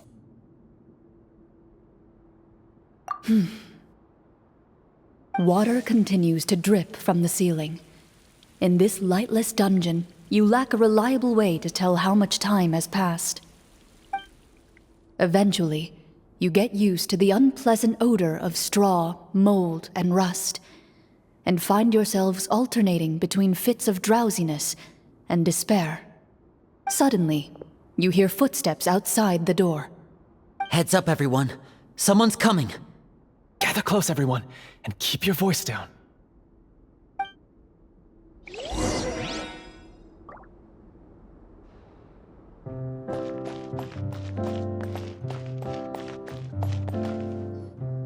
Who are you? I work as a guard in these dungeons, but my true identity is the same as your own. I'm also a Marechaussee hunter. Huh? Shh! I've already sent away the other guards, but if we make too much noise... I understand, but how can we be sure we can trust you? The king has issued a formal decree. In light of the irrefutable proof of your crime, you're to be executed before tomorrow's sunrise. If you want to escape, it has to be now. Executed? We barely did anything! Monsters appearing at the same location as the treasure. Could this entire thing have been a trap? There will be time for speculation once we're out of here. As for my identity, I have no way to prove that to you just yet. Infiltrating the capital was difficult, and finding a chance to speak with you has taken a lot out of me. I could go on, but I think we can all agree that now is not the time for details. Have you seen our weapons anywhere, sir? Don't worry, I brought them with me. They're just behind the door. Still, these weapons alone won't be enough to defeat the true enemy behind the scenes. His faction is too powerful. The guards are all under his control, and he's even stationed a number of golems in various rooms throughout the palace. To defeat him, you must find a secret vault. It is said that within that vault, the Marachose hunters of the past left behind a treasure with the power to defeat the sorcerer. You're not coming with us? No, I'll remain in the dungeons to deal with the guards. I'll try my best to distract them so they don't go after you. As long as my identity is not revealed, I'll be able to aid you when the final battle comes. In that case, please stay safe. Thank you for your concern. I will do my utmost. As for the location of the vault, here, this map should lead you there.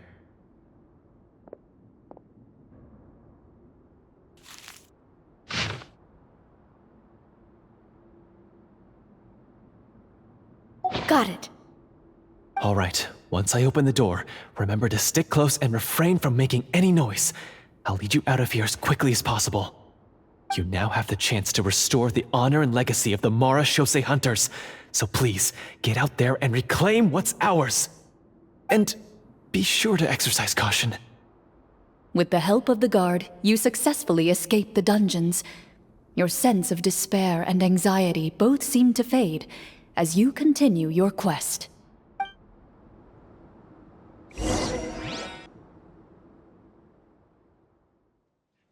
Wait, we didn't get to use our skills at all while we were in prison. Who knows when we're gonna get the chance to use that cool summon spell? That is a pity, but we can only continue to move forward. This should be the place marked on the map. This bit of rock certainly looks suspicious. Well, I'd say an investigation's in order then. Plus, if all else fails, we can just blow it up. Wow, you really meant that! Before you lies a serene stretch of open water, its surface shimmering a brilliant shade of sapphire blue. Well, guess this means it's time for a swim!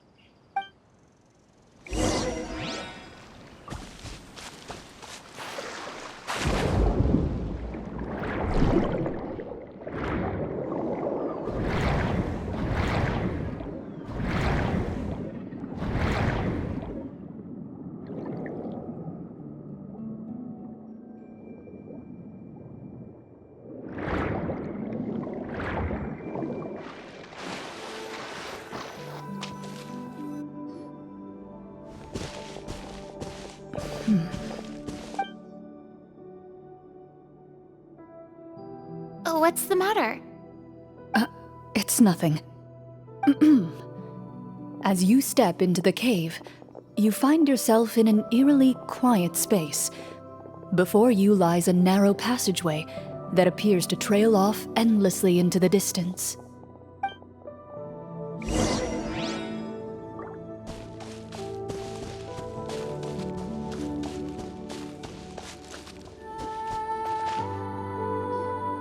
Wow, this must be where the treasure is hidden!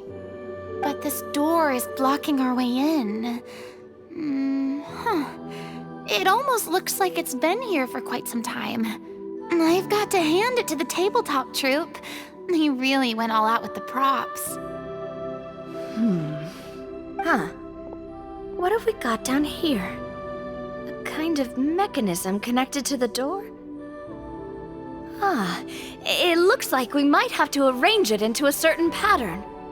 A pattern on a stone door. That's something Master mentioned before. Is something wrong, Clorinde? After a long, difficult journey, you finally arrive at the location indicated by your map. It appears to be an ancient site of some sort, where treasure likely awaits. Your surroundings are exceedingly quiet and serene, as if the secret that slumbers here has never once been disturbed. If you listen closely, you can almost convince yourself you can hear the sound of its calm, gentle breathing. That description makes Paimon feel kinda bad for disturbing this place. We're doing this for the sake of the people, to free them from the evil sorcerer. I say it's time for this treasure to once again see the light of day. Linny's right. We need to keep going. The future of the kingdom depends on it. The next part of the story requires us to solve the puzzle, right? Let's start exploring the area. Yes, that should be fine. Something feels off about all this. Guess I'll just have to improvise.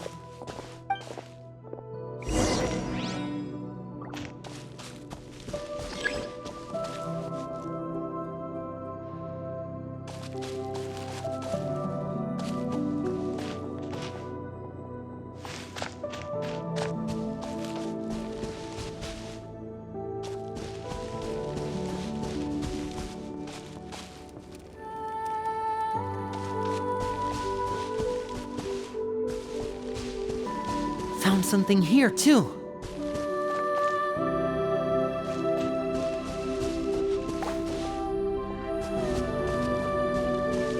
Same here.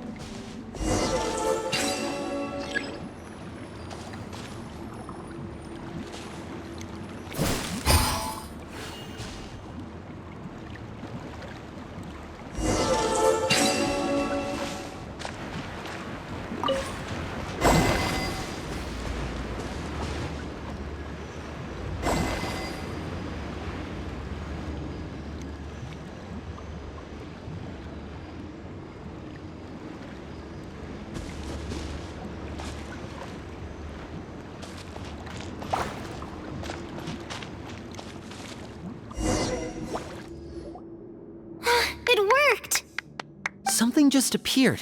Some kind of new mechanism, maybe? By solving the puzzles, you prove yourselves worthy of inheriting the secrets of the past. At the end of each puzzle, you're rewarded with With? a key.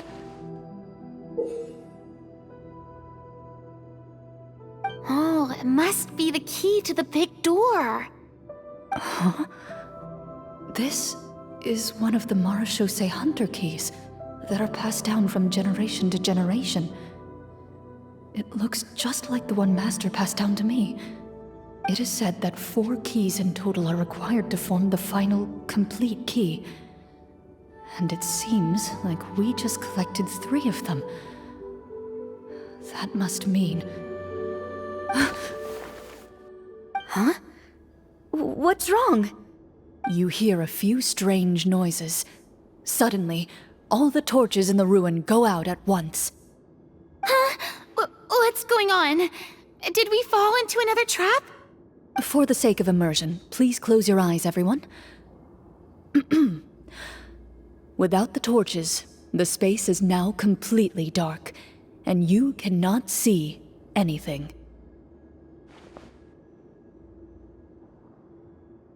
But Paimon can still see a little bit over here. Oh, right, sorry. Suddenly, you hear the sound of footsteps pierce through the darkness. There's someone else here? Oh, this is so unsettling. I can't see anything. I've been discovered then. Wait, that voice, it's... You recognize the voice as belonging to the guard who led you to this place. It appears he now covets the treasure for himself and has come to stake his claim. Oh, so this is just part of the script. Then I can probably relax. Well, if we can't see anything, that means we can't fight to the fullest of our abilities. Should we retreat for now? Judging by the way he's holding his sword, he must be a real Marashose hunter. But this isn't part of the script. Retreat? That's not the hunter way. If it's dark for us, then it's dark for him. We choose to fight. Your choice is noted. Please keep your eyes closed until I tell you the torches have been relit. This battle will be in the dark. You got it! Well then, let us begin.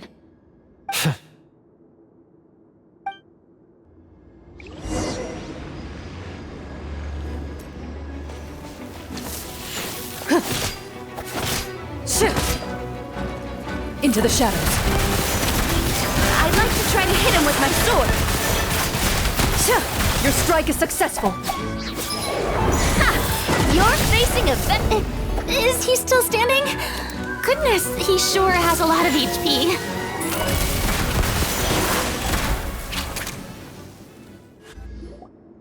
Is it over? Can we open our eyes now? The enemy is strong and relentless, but the battle is nearing its end. The torches have not been relit. What about now? Final strike. Ha!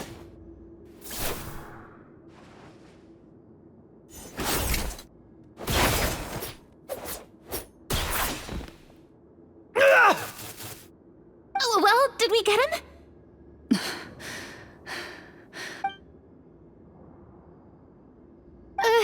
Clorinde? Warm fire flickers across the walls once more. Your vision is now clear. In an impressive display of courage, the four of you successfully defeat the uninvited guest. That look in his eyes. It's like he became an entirely different person as soon as I defeated him. Huh? Mr. Florian? Oh, wait. We're supposed to be role-playing. I should stay in character. Speak your name, guard. Why did you lead us here just to betray us? Is this treasure really more important to you than bringing peace to the kingdom? What kingdom? What peace? Those were nothing but lies! I, Florian, am a true Marashose hunter, descended from hunters of ages past. So he's also using his real name. Or, wait, was that the name of his character from the very beginning? Then I'm even more confused. If you truly are a Marashose hunter, shouldn't you want to help us just like you said before? Shouldn't we fight together for the sake of the people? What do you know? In this day and age, there's no glory to be had as a Marashose hunter. What's that supposed to mean? My skills were passed down to me by my father. We lived a life of obscurity in the remote wilderness. Still, he devoted everything he had to being a Marashose hunter. And what did he get in return? A life of poverty and pain. In a world that forgot all about him. When he died, not a single person came to mourn his passing. The Marashose hunters were the ones who saved this city. We're heroes. We deserved more recognition and respect than this. Is he talking about how no one in the capital seems to remember the hunters and their legacy? I didn't expect the script to contain this level of social criticism. So that's why you want to take the treasure for yourself? You feel like you're owed fame and wealth? If you already knew where the treasure was located, why didn't you just come down here and take it? Because I still needed the final key. Only a true Marashose hunter is capable of passing through this final door. As someone who sought to hurt others for his own gain, Florian lost that right long ago. Okay, but what is this treasure anyway? We've got all the keys, right? So can we just go in and take a look? You're sure you want to go in? We've been talking about it for so long, of course we want to see what's inside! And we've already defeated Florian, right? So he won't try to take it from us anymore. Pesky brats. Watch yourself. Then let's open the door together. All right. Your choice of action is confirmed.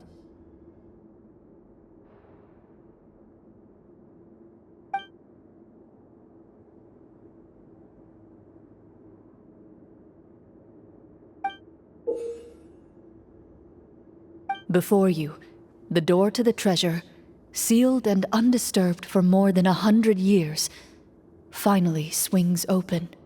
You hear the shrill wail of the door hinge as it rotates for the first time after years of disuse, almost like a sleeping giant letting out an extended yawn.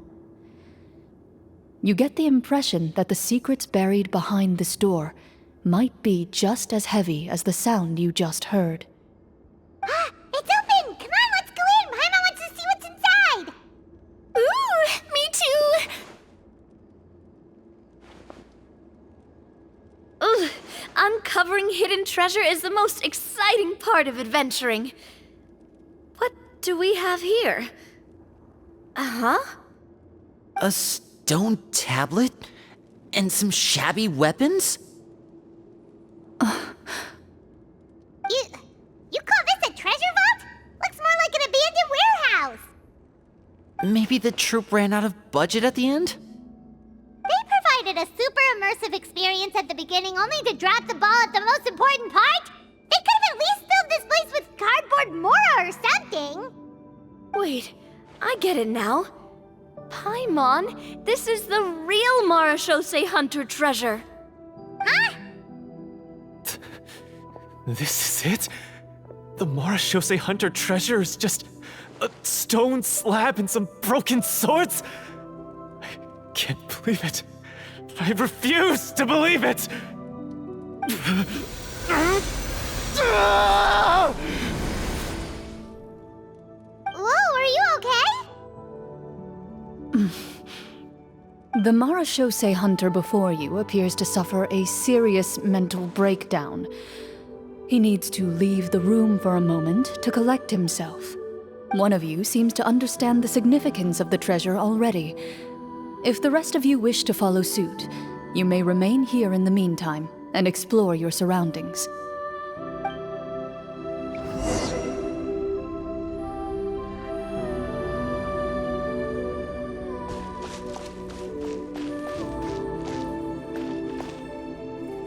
What is the treasure supposed to be?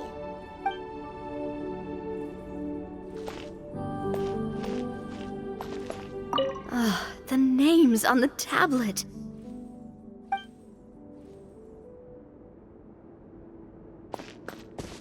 The old and broken weapons.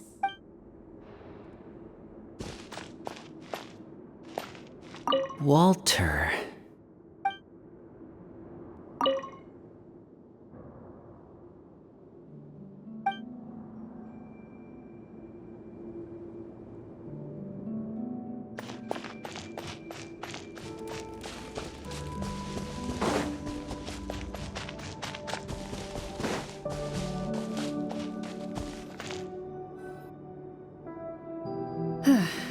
So, how are you doing?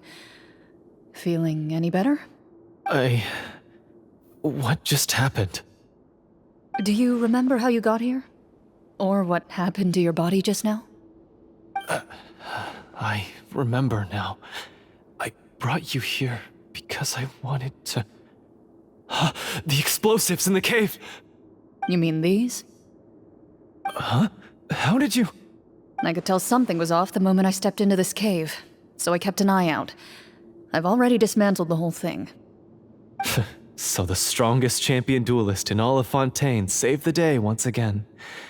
Guess I shouldn't be surprised. It would seem your skills as a Marachose hunter are as sharp as ever. I deserve some answers, don't you think? Tell me why you wanted to lure me here. Everything you said earlier sounded like the truth. Luckily, your monologue was dramatic enough to convince my friends you were just role-playing. I don't know. I just always felt like there was something in my heart that didn't belong to me. Something agitated and angry. Who knows? Maybe it was my own anger all along. I could never really tell. The feelings about my father and the other Marechaussee hunters are real.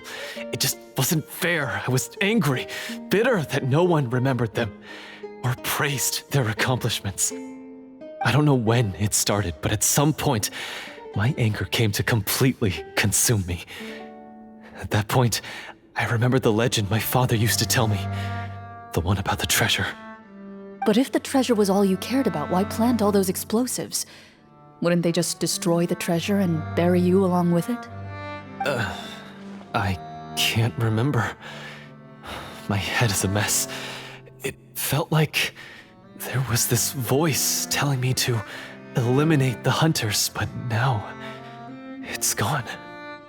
From your description, I suspect you were dealing with a Devorator. Devorator? Oh, your master, your father, I mean, never talked about it? It was a kind of monster that was active several centuries ago. No, I've heard of it. I'm just not sure why you suddenly... Wait, it can't be. The seal! The seal? My family has served as Marechaussee hunters for many generations. But the title and swordsmanship weren't the only things passed down over our line. There was a seal as well. My father instructed me to always watch over that seal and maintain it regularly. He said it had been passed down over a truly ancient age, and protecting it was our clan's most important duty. But I neglected that duty after he died. I finally decided to come down and check on it one day, and that's where my memories become fuzzy. The Devorator would be a formidable adversary for any mortal being, even ones as capable as the Hunters. If you lacked the power to completely destroy it, you could easily fall prey to its influence and corruption. In light of this, some Marechaussee hunters chose to seal the Devorator away, in the hopes that a permanent solution would come with the passage of time. I heard it has the power to amplify the obsessions and desires in people's hearts, to the point where they overtake you entirely. It would seem I'm not just lacking in skill with a blade, but in mental fortitude as well. And yet, you were able to retrieve 3 of the 4 keys. If I remember correctly, each was entrusted to a respected and capable hunter. How did you manage it? One of them belonged to my father. The second I stole from a different hunter. And the third... was one that I snatched while the person was on the way home from the tavern. I nearly died in that alley. I know just how strong you are. It's as clear as day to everyone in Fontaine. I observed you from dusk to dawn, but could never find any opportunity to sneak up on you. I never even saw you drink a single glass of liquor. The only way I could think to obtain that last key was to lure you here using your hobby, and then... Oh, I get it now. That monster, it wanted to bury you here alongside the treasure. I won't comment on anything else, but the script was good. Well, I did pour my heart and soul into it. The stories my father used to tell me about the glory of the heroic Marechaussee hunters and how they came to be forgotten. It's more than just a story. Huh? You're proud to be a hunter. You're still holding onto that part of yourself, no matter how small. I have done so many despicable things. I have nothing to be proud of. Then explain the purpose of the evil sorcerer in your story. Huh? Isn't he the true antagonist? The one who sought nothing but his own gain, and used the people as pawns to attain it? In your heart of hearts, he was the one you truly wanted to defeat. But I've already tainted my sword. I no longer have any right to... Wake up, Florian. Remember how you introduced yourself earlier.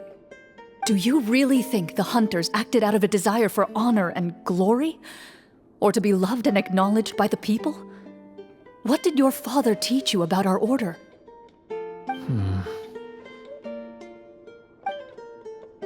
You do not wield your sword for yourself, but to protect those you serve. There's nothing special about a blade. It's the intentions of the wielder that matter above all else. Do you still not understand? Even after seeing the treasure for yourself? The contents of that room, they represent the true legacy the hunters left behind. You're right. I am a Marashose hunter. It's time for me to redeem, no, to finally serve the people I vowed to protect all along. I wouldn't be so quick to push aside the need for redemption. I know. That's a charge I won't bother to defend myself against. Good.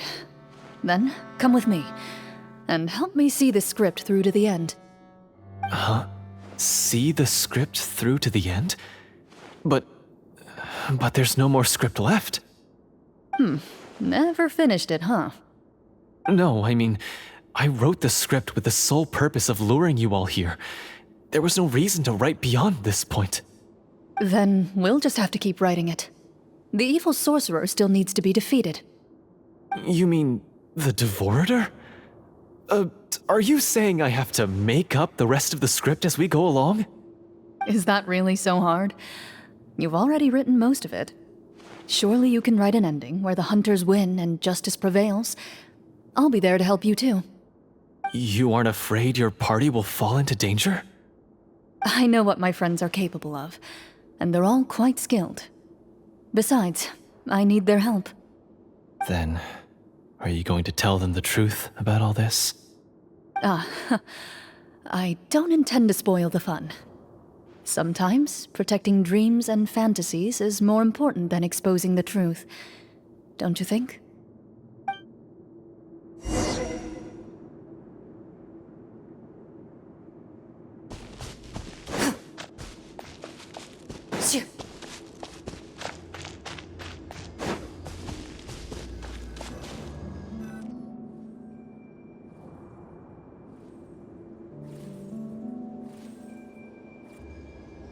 They're back!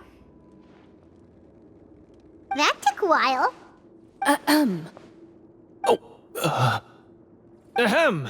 My fellow Marashose hunters, please forgive me, for I have sinned. Tone it down. Sorry. After crossing swords with you and witnessing your courage in battle, I've rediscovered my true self and regained my pride as a Marashose hunter. Oh, do I smell a redemption arc? I confess, I was brainwashed by the evil sorcerer. He asked me to lure you here so he could bury you in this cave. That little... Wait, you're saying all of that wasn't you, but the evil sorcerer? That's right. He's adept at manipulating the hearts and minds of the people. I fell under his influence because I did not possess a strong enough sense of will. And how are you going to prove that you're a changed man? We're not going to fall for the same trap twice. To be perfectly honest, I only came to my senses after seeing the treasure. It reminded me of my father's past teachings. The treasure was actually... The names of all the Marashose hunters from ages past and their weapons? Wait, you already know? Of course. Don't underestimate a veteran role player's exploration skills. Oh, wait, I mean Marashose hunter Navia's exploration skills. We just finished reading through the content of the stone tablet. That tablet recorded the lives of some fascinating people. For example, this Marashose hunter called Est.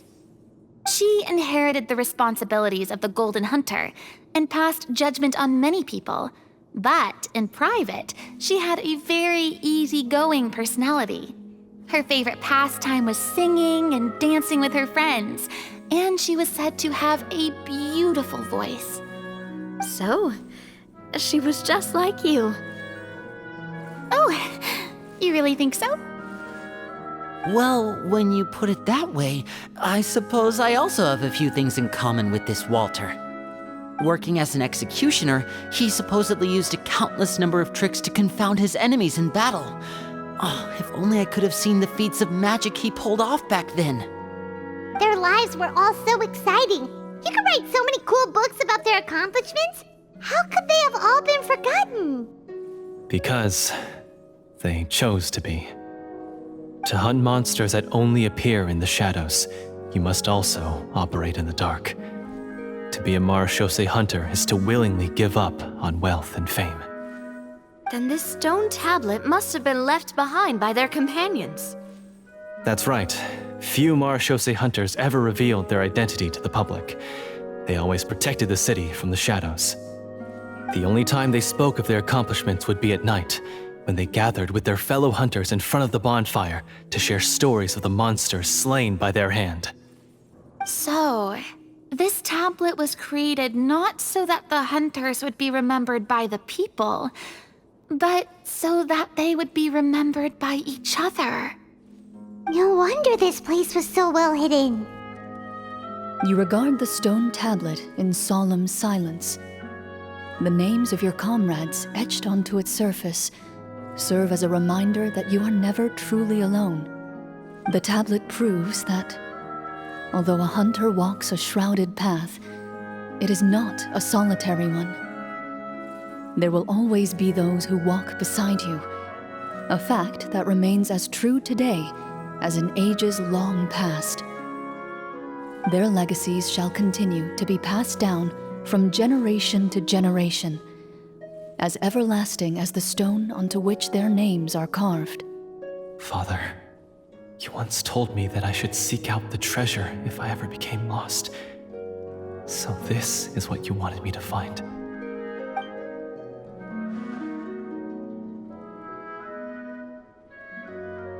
Thank you, my friend. You are very kind. I implore you, everyone, please give me a chance to make up for all I've done. Allow me to fight alongside you and defeat the evil sorcerer that threatens the peace and prosperity of everyone in this kingdom. Well, I say we let you join. Sounds good to me too. Everyone makes mistakes. What matters is what you do to make up for them. I have no objections, but Mr. Florian, do you even know how to defeat the evil sorcerer?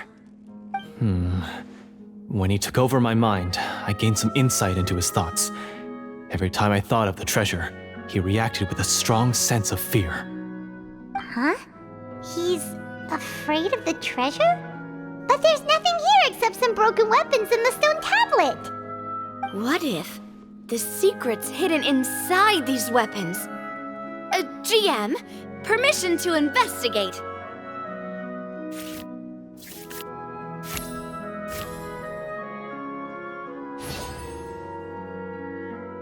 At first glance, the weapons appear absolutely ordinary. But as you observe them, you notice a faint energy emanating from within. These blades have slain countless monsters. Though it's been a long time since they were used in battle, their edges remain sharp, as if they're simply waiting for the next worthy hunter to carry on their legacy. So basically, take these with us, right? I'll take this weapon, since it used to belong to Est. Maybe it'll find comfort in being held by someone who appreciates the arts. Good idea. I'll take Mr. Walter's bow then, from one archer-magician to another. Paimon's gonna pick a cool weapon too!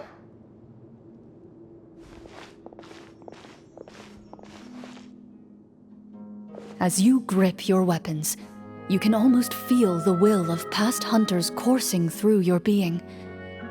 It's a feeling of courage, determination, a silent vow passed down from generation to generation that says, eradicate the monsters, no matter the cost.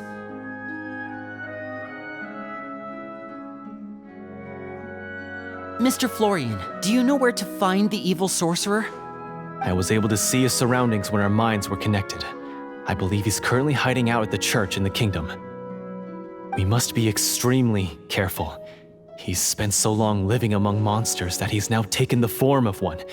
He will not be easily defeated. Then why don't we explore some more and try to find some higher level gear? We don't want to just fight him and lose, right? No, we have to strike now. He was greatly weakened when I managed to break out of his control. If we let him rest, he might have time to escape. I agree with Mr. Florian. We've got to act while we have the advantage. Don't forget, the people of the capital are counting on us. Yeah, now that we've got a plan, there's no point in waiting. The longer this drags on, the worse it will be for everybody. Yes, that's what's called... Yes, that's exactly right. All right, you've persuaded Paimon. Mr. Florian, please, lead the way. Of course. Follow me. He had to set up so many scenes today, and now he has to join in for this last part. I really don't envy his job. Finally, you decide to slay the evil sorcerer and bring peace back to the kingdom once and for all.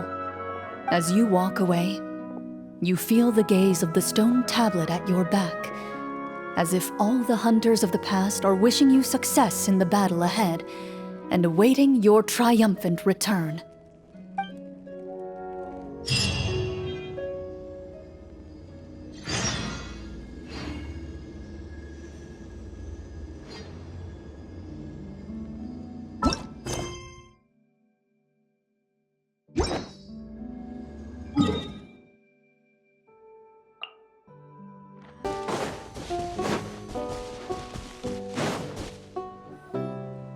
Finally, you arrive at the church Florian described. As you approach, an ominous aura surrounds you. You get the sense that your enemy is close at hand. How strange.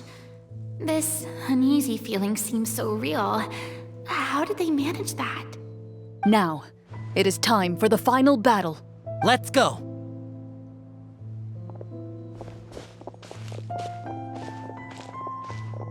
Florian, wait.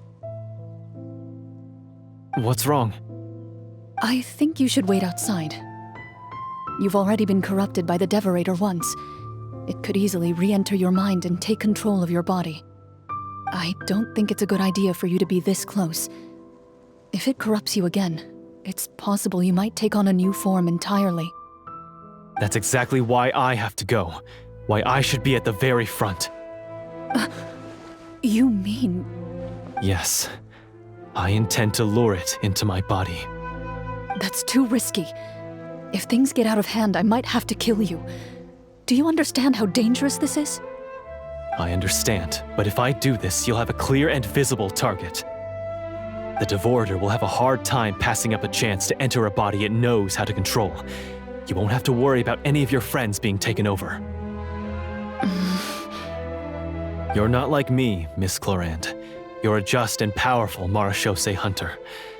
The monster broke free due to my error. It's only right that I shoulder the responsibility for its destruction. This is... something that I have to do. Consider it a duel to restore my honor. My only request is that you give it your all. I understand. Then, as a champion duelist, I hereby accept your request for a duel, and extend to you my most sincere regards. Thank you. The battle is now upon us. Let the Devorator once again tremble under the blade of the Marechaussee hunters.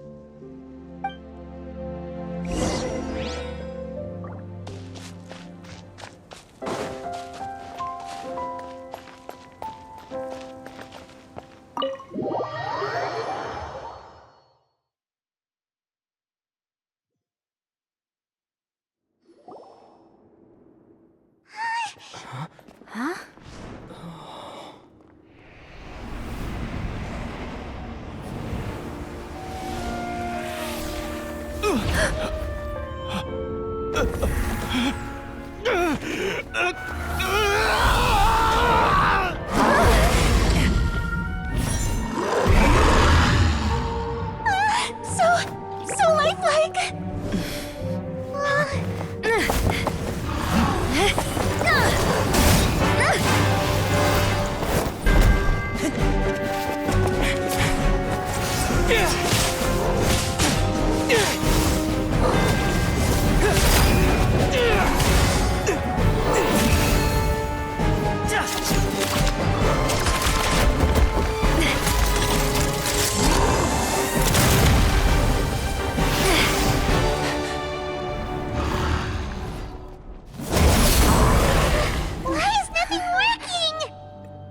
This foe is not invincible. You hold the treasure, the power to defeat it, in your own 2 hands. The treasure? You mean... The names! It's the Marechaussee Hunters' names! How are we supposed to... You forget, Paimon? There's still one skill we saved until the very end. Hunters fight not for fame, but to aid the people whenever they are summoned. Walter the Marechaussee Hunter, master of 1,000 tricks, executioner of the Phantom Hunters, I call for aid! Est, the Marechaussee Hunter, inheritor of Cassiodor's will, judge of the Shadow Hunters. Answer my call!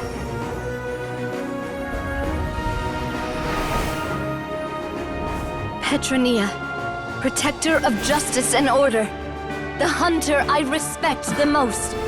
Thank you for saving my friend, the best one I'll ever know.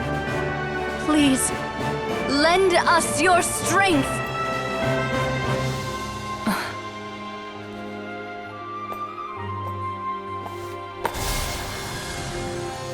We have come to answer your summons.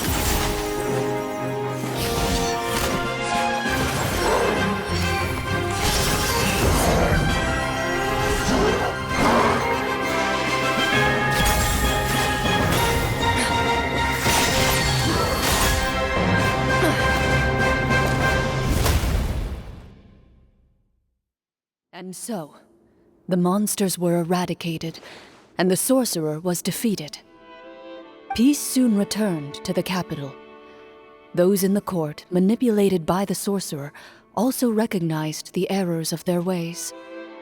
Some remembered the names of the heroes who saved their kingdom, but others simply continued their lives none the wiser. Such is the story of the Marechaussee Hunters. They pursue the phantoms in the darkness and exterminate all who pose a threat. They will always protect the city and those within it, even should all memory of their accomplishments be forgotten by the very people they serve.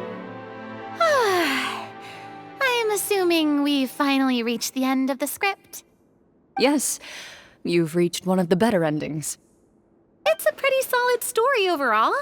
I thought it was just an ordinary adventure at first, but the further we got into it, the more impressed I became with the production and the plot. That final battle especially. All the effects were super realistic. Oh, right. Yeah, totally. That's a really good point. I never expected the weapons we picked up from that vault would have that kind of effect. Yeah, mine nearly scared the daylights out of me when it started glowing. I took a good look at it after we got out, but I don't think it ever lit up again. Oh, we should probably give these props back, right? I'll just leave mine here. Did you have a good time? Of course. Let me know if another script like this comes around. Sure, no problem. Then I'll head back for now. I think I need some time to fully digest everything that just happened. Once Mr. Florian is awake, please pass on my regards to him. He must be extremely exhausted to have passed out cold like that. You're right. He's had a lot to deal with. Well, see you all some other time. Toodaloo!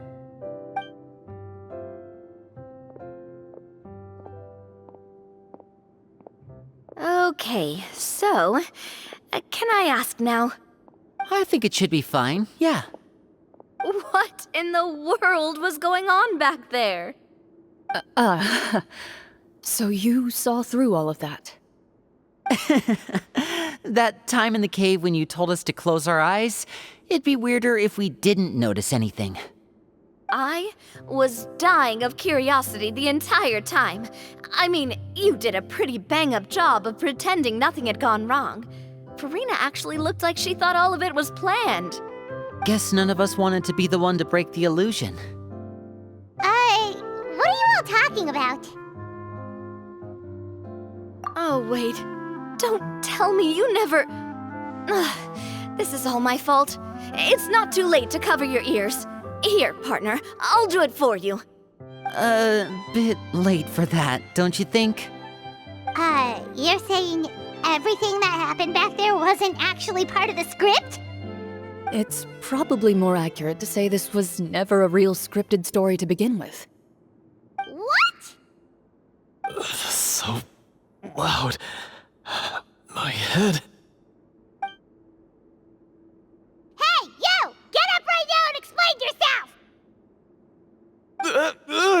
No shaking, please! Oh, my head. Did Paimon just hear that right? You guys made up that whole last part on the spot? It's not nice to lie to people, but Paimon's got to admit that was a really good story, Florian. Oh, and nice improvisation, Clorinde! Yeah, it was like watching a magician improvise a spectacular magic trick after forgetting an important prop. If Paimon knew something was wrong with that vault, she would have floated straight in the opposite direction. Everything was under control. As if you've ever described a situation as being out of control. I'm pretty sure any situation you consider to be easy to handle would scare a reasonable person half to death. Guess I'm just used to it. You must run into a lot of unexpected situations then. That explains why you're so good at coming up with things on the spot. As for you, Florian, I know there's no excuse for what I did. I'll turn myself into the guards at once, confess my crimes, and accept any punishment that comes my way. I would say you've already suffered more than enough. What? You may have been blinded by fame and fortune in the beginning, but your actions during the final battle had proven you to be a true marechaussee hunter. You'll be far more used to the city above ground than below. Your job as a hunter is more important. But... Of course, you'll still need to take the keys and pay a personal visit to the 2 hunters you wronged. Prepare to accept any terms they give you as well. Yes, of course. As far as I'm concerned, though, your showing in the duel was enough to prove your honor. Then I'll do exactly as you said. I'll go return those 2 keys right now. Thank you so much, everyone. I'll do my best to prove myself worthy of the second chance you've given me. I swear this on my name and honor as a marechaussee hunter. Until we meet again, everyone.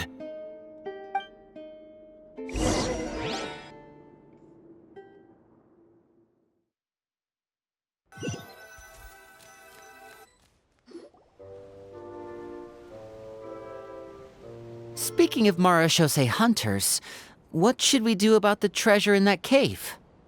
Leave it be. Are you sure? We could show it to people, make it so that the hunters are remembered. Don't you want that? No. Every name on that tablet made the same choice. All hunters know what the path entails. I am no exception. My identity as a marechaussee hunter is not something I need people to remember.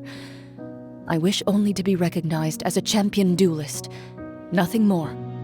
That's certainly very different from the path of a magician. Still, I admire your decision. Wait, Paimon just remembered something. If there were no special effects involved, why did our weapons begin to glow during the battle? That's because the marechaussee hunters of ages past would often imbue their weapons with special enchantments to suppress the monsters. Whenever a monster was nearby, their weapons would start to glow. Oh, so that's why they had an effect on that guy near the end. I really thought the summons were doing all the work. Well, I'm sure the summons were a part of it too. Oh? How so? This particular devorator probably hailed from the same era as the hunters we saw in the room. The names you recited all belonged to the bravest hunters. Countless monsters fell to their blades. That's likely why the devorator visibly reacted when you said them out loud. So the names held the power all along! Navia, everything you said during your summon. Huh? Oh, I meant what I said. I mean, it was true to my character, so yeah. I'm glad you heard it. Just don't make me repeat myself. It's embarrassing. I really appreciated those words. All right. Don't get all sentimental on me. Anyway, let's not talk about that anymore. I'm going to go on ahead. Don't fall too far behind now. She ran off! I should probably head back as well. This story was truly incredible. I might have to spend the whole night telling my siblings all about it. Goodbye. Traveler, should your name and deeds be forgotten, what do you think the significance of your journey will be? I suppose the significance would be the journey itself and the world we helped create. There's still value in the time I shared with everyone here, in the things we were able to accomplish, even if no one remembers them. A great answer. I'll remember it. Me? The Marechaussee Hunter says nothing in response to that question. Perhaps her answer lies in her silence, an unspoken vow left to echo through the night. The path she walks needs no explanation.